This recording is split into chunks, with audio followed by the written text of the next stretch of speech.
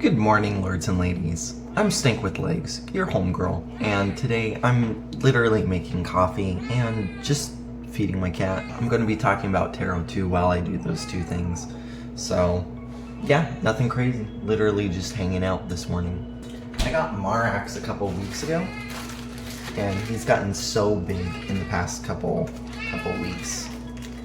We got him when he was just a kitten, and his eyes were like bulging out of his head because his like skull was so small, but his eyes were about the same size. He just screams at me. That's all he does. He screams, he meows, especially when I feed him. That's his like favorite thing to do because he thinks he's going to be starved. Hey Marrax, look, come here.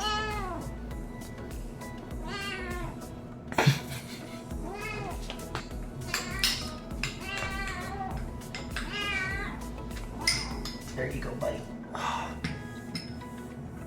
He is such a cutie, and I love how his tail curls like this. It's just the best thing ever. So tarot. I love tarot. I started reading tarot about 2 years ago now, so not that long at all compared to most people. When you study the literature and you start to actually use it, it becomes a lot easier to understand and to know like what to do with it. It has this hype around it, like it's some like spiritual magic, you know, thing that's gonna solve your problems and show you the future and all this stuff. And that's really not what it is. It's really not. How I like to think about it, they're just a bunch of cards with ideas or words and advice written on them. They're just flashcards. The thing that makes tarot unique as opposed to like an oracle deck or anything else is that its structure is 78 cards. So 22 major arcana and 36, I think it would be 36 small cards. Either way, hey Rogue. So really, besides them just being flashcards, other main thing is that it's structured in the way it is because of the math behind it. So really, you can make a tarot deck out of like just card stuff, just cutting cards and writing notes to yourself or ideas to yourself on each card, and then where the magic is in what cards you actually get. So you have to have some belief that whatever card you're going to get is important or relevant to you. And really, in the tarot deck, all the cards are relevant to everyone. It's a mandala of all the possible aspects of anything, particularly to human development or life, especially the small cards. Small cards, the major arcana are kind of like the bigger forces, like the bigger ideas, and the small cards are like the smaller life events. Going shopping or losing your wallet, going to a party. It's these smaller life things, as opposed to like the death card, death, or or the lover's card, finding a match. The Wheel of Fortune, yes, thank you, the Wheel of Fortune, that's a big one. And that's like such a vague idea. It's kind of like, it's just the turning of the wheel of life. Like that applies to basically all of life. You're good, just do your thing. Okay. It applies to the whole of life. In one way, it's like a really big idea. In another way, it's a very small idea, you know, because it's vague. But the meaning, like that's why your question, what you ask the tarot or what you ask yourself is more important than whatever card you get. So the other day I made a tutorial on how to read the Celtic Cross. I basically just showed what each card represents or its place in the reading. I didn't do the full reading because that's like the individual cards and how you piece it together. And I'm definitely going to make a tutorial on that because that's the real art of it. You could use any card reading for any question. Pretty much, you know, some are obviously more helpful than others. Really, the question is the most important thing when it comes to the cards. And because of that, I've made a lot of mistakes. Do not get me wrong. A lot of people who are superstitious are going to tell you like, oh, don't play with tarot cards. they're gonna ruin your life or do something wrong, and it's really the only one that can truly ruin your life is yourself. You know, obviously if you get in a car crash or you learn that you have cancer, I wouldn't say that ruins your life though. Like, yes, that's horrible and it definitely like ruins your plan for your life, but that doesn't mean your life is like a failure. That's not the same thing, you know, because you define how you win or lose, and basing whether you win or lose off of things you can't control isn't helpful at all. It doesn't even make sense. But yeah, I've definitely made a lot of mistakes, not because the cards influence. That's the thing, is that if you let them, like if you just take everything as at face value, then you're going to run into a lot of mistakes. But recognizing that they are just cards, they are just pieces of paper with images on them, and you have the power to decide what they mean to you and how you're going to let them like change your mind, you know. And so really, or tarot's great because it's like getting an outside perspective on something if you don't have anyone else to ask. But really, there's not too much difference between asking a friend for advice or what they think and pulling a couple cards and seeing what they say. And for sure, I've let other people influence me much more than I probably should have. And I've made a lot more mistakes in my life because of that than any sort of reading I've done for myself or I've gotten.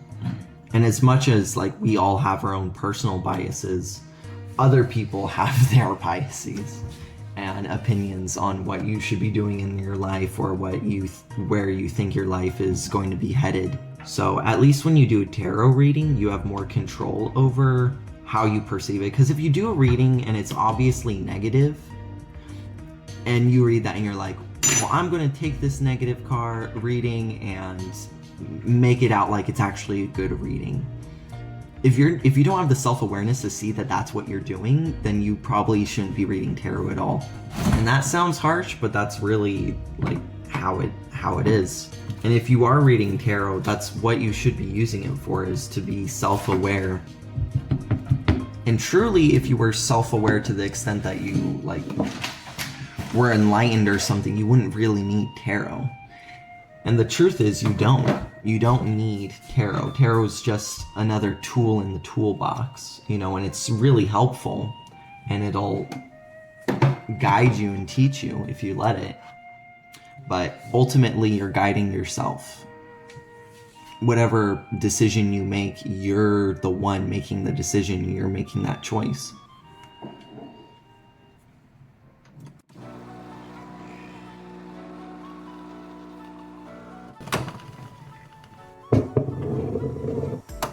I love this coffee machine. It saved me so much money because I am a coffee addict, and I mean that. It's truly terrible. I'm not entirely proud of that. There's the whole coffee culture where they're like, oh yeah, I'm addicted to coffee, yay! And it's like, it's one of those like social things where like, oh, it's okay to have that addiction, that's fine, you know. People buy coffee mugs and t-shirts with like, I love coffee, and it's like, I don't know, if we really realized how big of an issue it was, then I don't think we would wear t-shirts proclaiming it, you know, and taking it on as our identities, or, you know, as a part of our identity. But, you know, that's the way it goes. Oh yeah, I'm a meth addict. Look at me.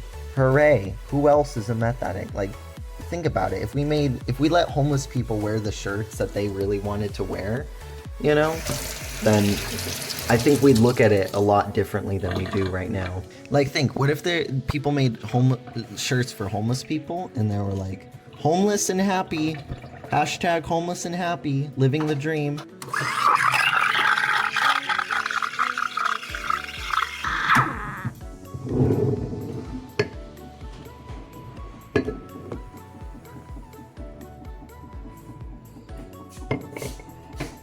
And as far as homeless people go, I respect the hustle, because it's not easy being homeless. And as far as homelessness goes, like, I know not everyone chooses to be homeless, but just from my personal experience, I know that quite a few of them do choose to be homeless. It is a lifestyle, you know, and not everyone really knows that, just because not everyone grows up around it as being something that is an option, you know, or looked at as an option. But, you know, if you let your life get to that point, it does become easier, you know, and change is hard. So if you're in a rut, you've been living in that rut for a long time, it is easier to just stay there and do what you do as opposed to change. It is difficult, so I respect the hustle. Personally, I'm too lazy to be homeless. And again, it's kind of the same thing, but at least I have a house, so it's respectable. Hey, Marrax.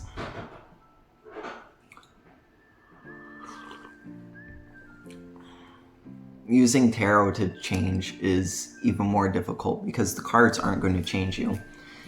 They're going to open up, like when you do a reading, that's why having a little ritual to do before the reading is so important, because, you know, you might see a sign that says be grateful, and it's like, oh yeah, be grateful, that's a cute reminder.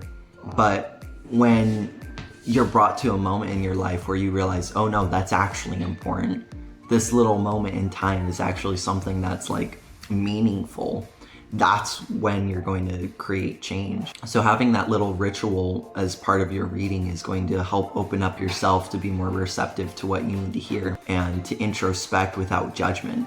Because if you're always judging the bits of advice that you are given and the knowledge that you are shown, you're never going to really take it in and assimilate it. And that's what's going to create change. It's something that has to be from inside yourself. It's not something that is going to happen on its own, you know, as much as it does, but that's just an effect of living, you know, as you live day-to-day life. The small choices you make build up and they add up, and it does create bigger change over time. But if you're into tarot and you're using it, you want to use it effectively. You're not trying to spend 30 years getting your life together. You're probably trying to do it, at least for one small situation, like for a love reading, it's like, you don't want love 20 years down the line. You want to be happy, healthy, and ready for action. and like, you know, as soon as possible. And that's tough. That's a tough challenge. Tarot is gonna be helpful for that. But that change is gonna have to be something from inside yourself. Not something that you're gonna like lay out a card and suddenly, you know, in a week's time you're going to be exactly who you need to be for that person you're trying to get. And I say that like I'm an expert on it.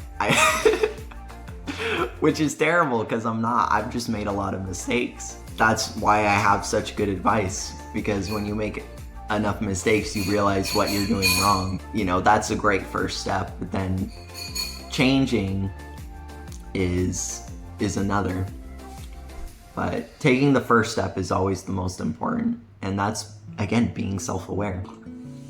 And I think one of the biggest problems in like social media culture nowadays is that, sure, we see something's a problem, but then we want to normalize it and be like, oh, well, other people have this problem. I guess it's just normal and it's okay to not change because everyone else has it. And that's an excuse. And so I see a lot of memes, and I get them, they're funny because they are, you know, partly relatable, but like, you know, mentally ill memes. Like, oh, stayed up till 2 a.m. again looking at memes. It's funny, you know, because we know it's true, and it makes us feel better because it's relatable, so we know we're not the only person out there with, you know, that problem. But there comes a point where you realize like, oh, I don't want to be that, you know, I don't want to relate to that. And that's where the shadow comes in, because the shadow is where we put all the things that we don't want to be, or that we don't associate with our ego. So you have the ego, and then you have the shadow self, and then the subconscious, and the shadow self lives in the subconscious. It's important to realize that when you do want to create a change, you are making a distinction. That's difficult because you have to let go of who you currently are, and you have to say, okay, that's not me anymore. And a lot of the times, even if it's something negative, we'll feel like maybe we'll be less than we were before without that part of ourselves, without that safety net of, oh, well, it's okay if I stay up late because that's just who I am. That's a safety net. Thanks, Marrax. I feel so loved. Cats. Anyway, I'm glad you decided to hang out with me today and make a cup of coffee and feed Marrax. So, hope you enjoy the rest of your Sunday, and I'll see you in the next one.